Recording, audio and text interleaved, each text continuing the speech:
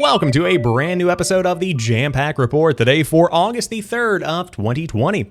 Of course, my name is Samuel Adams and this is a daily gaming news podcast meant to bring you the hottest news you need to know from around the industry. Hosted on YouTube and podcast services around the world 5 days a week, it is your one-stop shop for everything you need to know.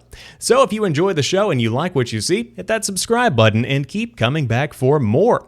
But today, let's start things off with some news that got people riled up. Spider-Man is coming to the PlayStation version of Marvel's Avengers exclusively in early 2021.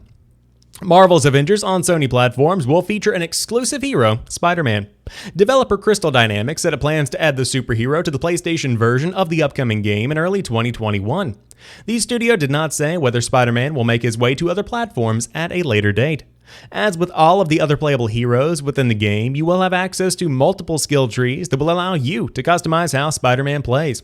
Crystal Dynamics did not share screenshots of the hero in action, but did say it is pulling the art of Steve Ditko and John Romita Sr. to inform its take on the popular character. It is not too surprising to find out Spider-Man is only coming to PlayStation. After all, Sony recently published an exclusive featuring Peter Parker and is working on a standalone title starring Miles Morales. The good news is that players across all platforms will still have access to Hawkeye when Crystal Dynamics adds him to the game sometime after launch. What is more, the studio plans to add both heroes to the game for free. Marvel's Avengers comes out on September the 4th on Google Stadia, PS4, PC, and Xbox One, and next year it will also make its way to 9th generation consoles, with PS4 and Xbox One owners getting a free upgrade to the respective next generation version. In the meantime, you can take part in the game's PS4 beta this weekend if you do pre-order the upcoming title. So right off the bat, I want to make it very clear, I am not a fan of this kind of exclusivity, and although I do not plan on playing Marvel's Avengers, it still makes me irritated to know that a very significant part of the MCU is going to be locked to a specific platform. Because although Spider-Man is not considered a direct Avenger, he is still incredibly significant in the context of the Avengers and also on the Marvel Cinematic Universe as a whole. Some may say he is the most popular Marvel hero, and that is a very important hero in terms of getting the experience of Marvel's Avengers right and really nailing it down. It feels like the other versions of Marvel's Avengers outside of the PlayStation ecosystem are going to feel largely incomplete without Spider-Man. It's not been confirmed this is a timed exclusive, but I would be shocked if it was not. This feels like something that is going to be very much so changing the experience of Marvel's Avengers if Spider-Man does not come to all platforms at some point in time. Now, I want to make something else very clear.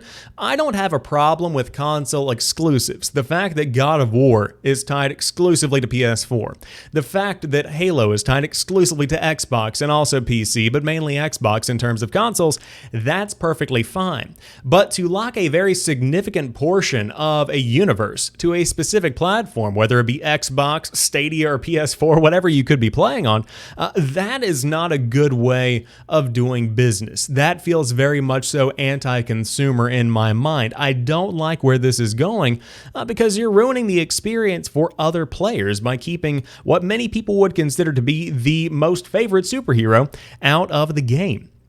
So I'm hoping this is going to be a timed exclusive, but I am very disappointed in Crystal Dynamics and really in the game overall for locking Spider-Man to the PlayStation 4 and the PlayStation 5 eventually. Of course, a lot of people will not care about this at all. A lot of people will be playing on the PlayStation ecosystem anyway, but for those that are still tied to the Xbox ecosystem or for those that are looking forward to playing on PC and getting the best graphical experience possible, this is a pretty big blow and I'm not a big fan of it. But if you want to see what else is going to be coming to the PS4, you can also tune into State of Play this Thursday, August the 6th. They say, and I quote on the blog.playstation.com recent post, "It's been a while, but State of Play returns this Thursday with a focus on third-party published games coming to PS4 and PSVR. We will have a few PS5 game updates on third-party and indie titles you saw in June's PS5 showcase as well. The episode is weighing in at 40 plus minutes. We've got a great lineup in store featuring plenty of new gameplay footage and other game updates. They cannot wait to hear what you think, writes Sid Schumann over on the PlayStation blog. And just to be super clear, there will be no PlayStation Studios updates in Thursday's episode. There won't be any updates around new hardware, business, pre-orders, or dates either. On Thursday, our focus is squarely on showcasing some cool upcoming games coming to the broader PlayStation ecosystem. Should be fun. The new State of Play episode airs Thursday, August the 6th at 1 p.m. Pacific Time, 4 p.m. Eastern Time, 9 p.m. BST, and you can watch it live on Twitch and YouTube. See you Thursday, they write on the PlayStation blog. So this is going to be pretty much showcasing the indies coming out on the PlayStation 4 and the PlayStation VR, as the blog post does put it.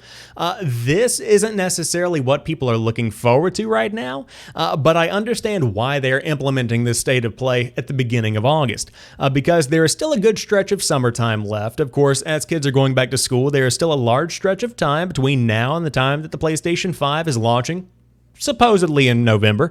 And so whenever you are looking for something to play, to be able to pick up a $15 or $20 indie title, a $30 AA title, if you will, could be a good opportunity. On top of that, this specific instance is building a case for why the PlayStation 4 will retain value over the course of the next 6 months to a year. Because as third parties continue to support the PlayStation 4, there is still a reason to buy the PlayStation 4, and so this is long-term marketing for Sony's current 8th generation console. Now, will this be also marketing the PlayStation 5? In a bit of a way, because there is going to be some PS5 news mixed in there as well, but primarily expect some PS4 and PSVR stuff. I saw that Crash Bandicoot 4 had been confirmed to be included in that, so that's exciting for those that are looking forward to that little platformer that's coming out later this year. But of course, you can tune in this Thursday, August the 6th at 4 p.m. Eastern Time, and I will have the entire breakdown for you right here on that episode of the Jampack Report later on that night. You've never heard of an episode? I haven't either. But moving on, PlayStation 4 controllers will work on PlayStation 5, but only on PS4 games. Dang, so close. PlayStation is drawing a clearer line in the sand between its current and next generation consoles than Microsoft is with the Xbox, leaving questions about which PlayStation 4 accessories will cross over and work with the PlayStation 5. That is the central topic of a PlayStation blog published today that aims to clear up confusion about the role PS4 accessories like controllers, headsets, fight sticks, and other external devices will play in Sony's next-gen plans. In short, developers that launch a game for the PlayStation 5 can count on their players using one of Sony's new DualSense controllers to play. While the PlayStation 4's DualShock 4 controller is able to connect to the PlayStation 5, it cannot be used to play PS5 games. The same is true for third-party PS4 controllers, with Sony saying that all of the above will work with supported PS4 games on PS5. This particular step makes sense given PlayStation's focus on innovation so far with the PlayStation 5 hype cycle, and PlayStation leadership's stance that a clear divide between console generations is a key part of its plans to evolve every part of the experience. Reiterating on that in the blog post, Sony notes that, quote, "We believe that PlayStation 5 games should take advantage of the new capabilities and features we are bringing to the platform, including the features of DualSense wireless controller." As for other accessories, PlayStation Move controllers will cross into their third console generation and will be used to play supported PSVR games on the PlayStation 5. While there is a new PlayStation camera being made for PS5, the PS4's PS camera will be supported on PS5 via an official adapter provided free of charge to PSVR users through a not yet detailed process. Some of the more niche accessories, specialty peripherals such as officially licensed racing wheels, arcade sticks, and flight stick, will work with both supported PS4 games and PS5 games as well. Now, I saw a lot of people online talking about this morning, saying, well, this is frustrating. The Xbox ecosystem is allowing Xbox One controllers to work completely and totally through and through on the Xbox Series X. Why can't they do that with the PlayStation 5? This shouldn't be an issue. Imagine using a DualShock 2 on a PlayStation 4, or even a DualShock 3 on a PlayStation 4. The experience is not the same. The point of a new console generation, in a lot of ways, is to iterate. Now, when it comes to Xbox, they are choosing to go a different route, and that's perfectly understandable. There is a new Xbox Series X controller, but the design is largely the same as the Xbox One design, and on top of that, the Xbox One design, not too much different than the Xbox 360 design, aside from some of the ergonomics. Now, if you look at the DualShock 2 as compared to the DualShock 3, not too many differences there, largely the same design. DualShock 3 to 4, very different. Big touchpad on top, much more curved design, much more ergonomic, fits in the hand well. The DualSense is chunkier than the DualShock 4. And then on top of that, it's got all this additional technology, adaptive triggers, haptic feedback baked into every element of the controller. It's a very different experience, and one that I think is wisely adopted by those getting the PlayStation 5. And it is wise because if you don't force users to use every feature of the DualSense, then developers will continue building games based on the DualShock 4 because it's easier. You are able to do less and still get the exact same amount of response from the community. If you know that everybody is going to be using the DualSense, you are encouraged to use the features of the DualSense. Especially when it comes to third parties, a lot of them are probably going to be tempted to not really take advantage of what the DualSense controller can do because they're developing for not only the PlayStation 5, but the Xbox Series X and the PC as well. And so if you can't take advantage of one specific feature, then you would be more likely to not add it unless you happen to be given the time and you have the resources to do so. And so I think that it's already an uphill battle for games that are outside of the first-party title lineup, but at the same time, I do understand why they want PlayStation 4 controllers to work, especially during this crossover period where you have Call of Duty Modern Warfare being played on the PS4, you bring that over to the PlayStation 5, and you can continue playing split screen or whatever you might be doing without having to dish out $70 or $80 for a new controller whenever they launch this holiday season. So all of that being said, if you have DualShock 4s, don't get rid of them just yet, but don't expect to be playing PlayStation 5 games on them anytime soon. But you could be getting more information on when you could be playing games on the Xbox Series X very soon because an Xbox partner has contacted customers with pre-order heads up. Telstra is Microsoft's Australian partner for its Xbox All Access program, a 24-month subscription that gives customers access to an Xbox console, Xbox Live, and Game Pass. As reported by Press Star this weekend, Telstra texted its customers to alert them that pre-orders for the Xbox Series X with Xbox All Access will open soon. The message added, this offer is exclusive to Telstra customers, so you need a post-paid mobile broadband, or home internet service with us. For more information, you can visit tel.st/XboxXEOI. Xbox boss Phil Spencer said in June that the Xbox All Access subscription model will be critical to the Xbox Series X launch and the overall hardware generation. More recently, Microsoft's head of gaming suggested the company could hold another of its regular Xbox events this August, and media reports have previously indicated that Xbox would use an August event as the platform to announce its second next-gen console, codenamed Lockhart. So I think we are going to be getting news soon. Of course, as the summer has gone on, people have said, will we get pricing news in June? Did not happen. July? Nope, sure didn't. We are now in August. That leaves September, October, and November. If they do not announce pricing in August, that leaves people that need to save up for these consoles to get on day one a very small amount of time to start saving up if they want to have a definitive price in mind when they begin budgeting. And that's a very large part of a lot of people's lives, especially for the younger gamers. Because whenever I was getting into the 8th generation, whenever the PlayStation 4 was about to launch, I was working at McDonald's making $7.25 an hour. It takes a long time whenever you're a high schooler to save up $500 to $600 and you're getting $7.25 an hour. I know because I did it for the PlayStation 4 and I saved up, I think $500? No, $400, excuse me. I saved up $400 and some change to get games like FIFA and Battlefield on day one. And so it was a lot, and you need to give people a heads up, and I think that it's already getting a bit long in the tooth when it comes to waiting on the price for the Xbox and the PlayStation. I'm not a big fan of this stalemate that we have going on right now.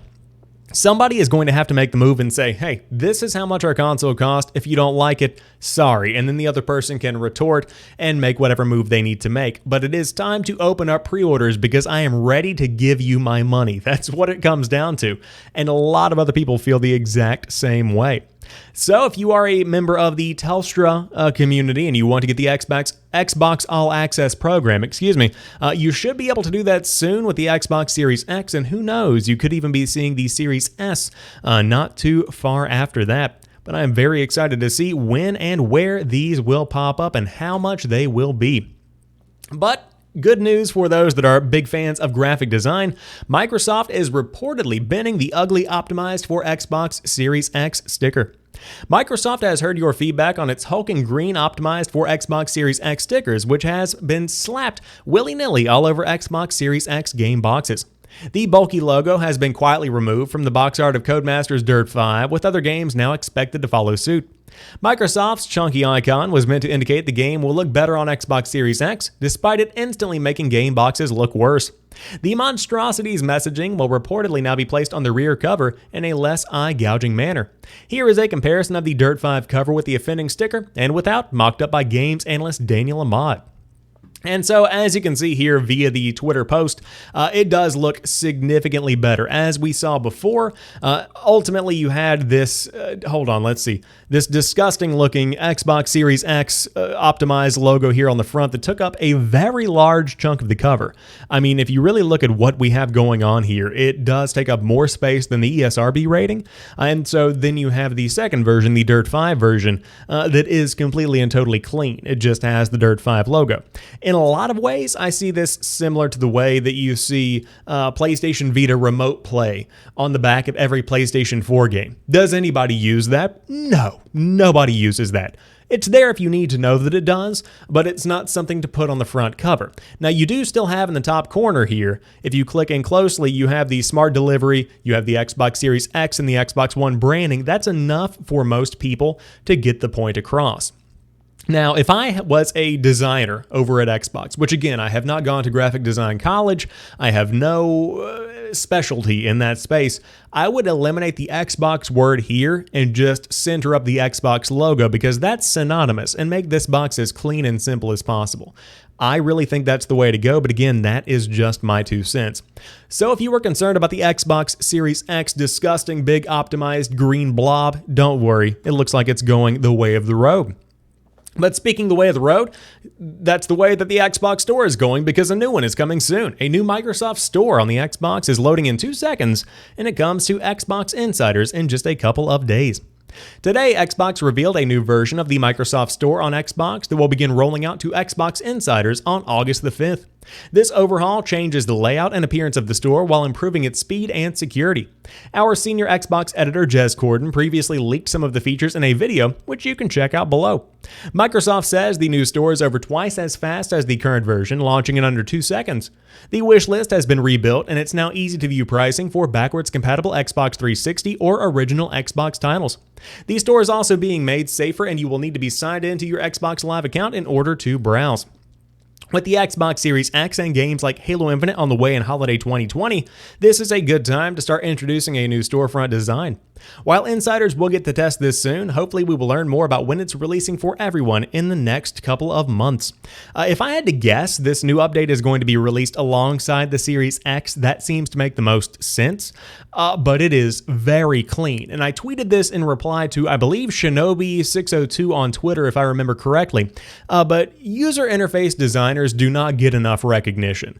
The experience that a user has when navigating the basic fundamental menus of a console builds the experience that they will have for the entire console generation. The PlayStation 4's cross-media bar is not that great. It was not that great on the PS3. It was not that great on the PlayStation Portable, but it has stuck around and iterations of it have come. The Xbox dashboard, sort of in a lot of ways like the XMB, the new design is a bit cleaner, but the less clunky you can get this and the more natural the navigation can become, the better off you will be. And just by looking at the video that showcases the Xbox Store, this is the cleanest look we have ever seen to date for the Xbox Store. That is something that I get very, very excited about. So if you want to check it out for yourself, you can find the Windows Central video over on the official blog post, which I have linked down below, if you would like to learn more about what is going to be coming to the Xbox Store near you. Very big fan of how that is all shaping up.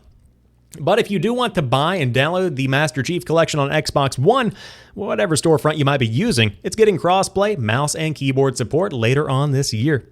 Halo the Master Chief Collection is a collaboration of all of the Halo games, collection, collaboration, same word, on Xbox One and of course PC.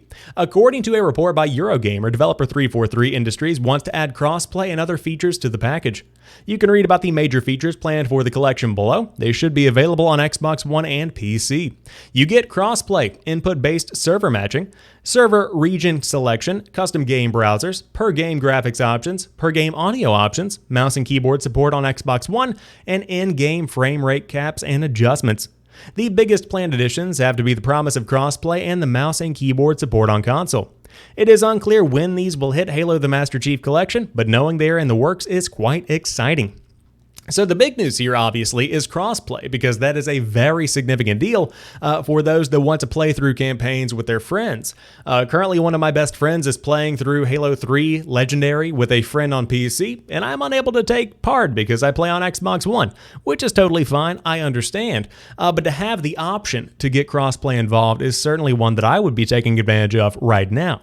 On top of that, if crossplay is getting involved, mouse and keyboard support also needs to get involved on top of that.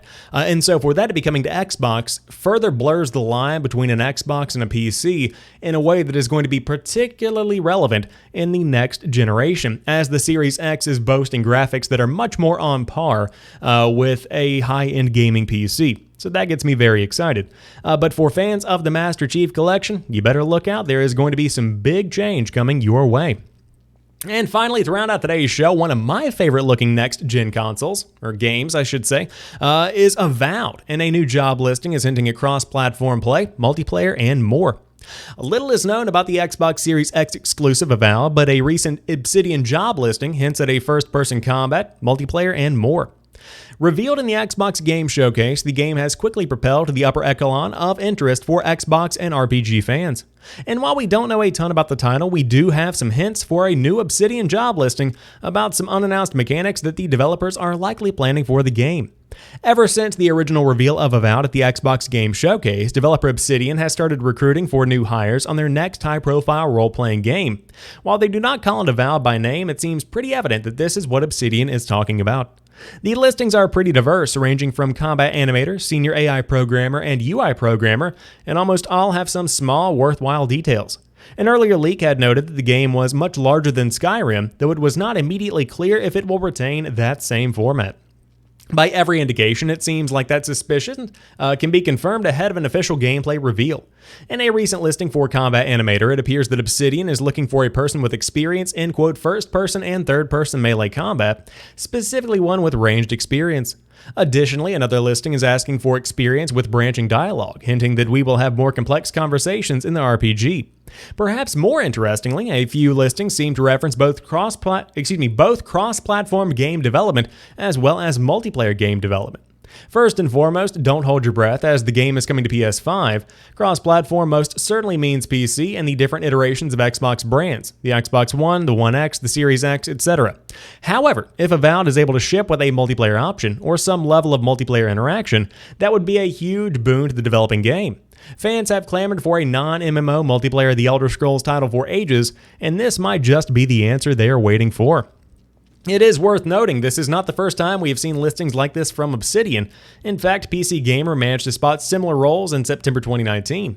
With this detail in mind, we can imagine they are well into development and building out their teams, not just starting from scratch. With that said, take these listings with a considerable grain of salt. The listings don't explicitly mention Avowed, and not all job listings are indicative of the final product. There's always the chance they're stocking up on multiplayer engineers for another title, but the timing does seem suspect. Avowed is set to be released on Xbox Series X and PC on an unannounced date, but more details about the game are not expected to be revealed soon. As of now, it is one of the most anticipated upcoming titles of Microsoft for the next-gen consoles. So this is very exciting in my opinion. I am looking very much so forward to Avowed, and I think the biggest element here is multiplayer, because of the fact that that would be a very significant win for the RPG community. It would be amazing to see this open world exploration kind of experience that you get by wandering around doing quests with people. In a lot of ways, it would encapsulate and capture that feeling that you got whenever you played World of Warcraft when you were younger, or if you play World of Warcraft now. Being able to squat up and wander around and doing quests with your friends, that's what we're looking for, but dumbed down, not an MMO, just an RPG. I am very much so interested in that, and with cross-platform, ooh boy, I'm going to have some good times. But definitely stay tuned. Of course, Avowed is on Twitter. You can check out the trailer, all of that good stuff. Very excited for that one on the Xbox Series X and PC. But that rounds out today's episode of the Jampack Report. If you enjoyed this one, drop me a like down below and let me know what stories caught your eye. Would love to hear what you have to say. But until tomorrow, you guys have a fantastic rest of your night. I'll talk to you soon, and peace.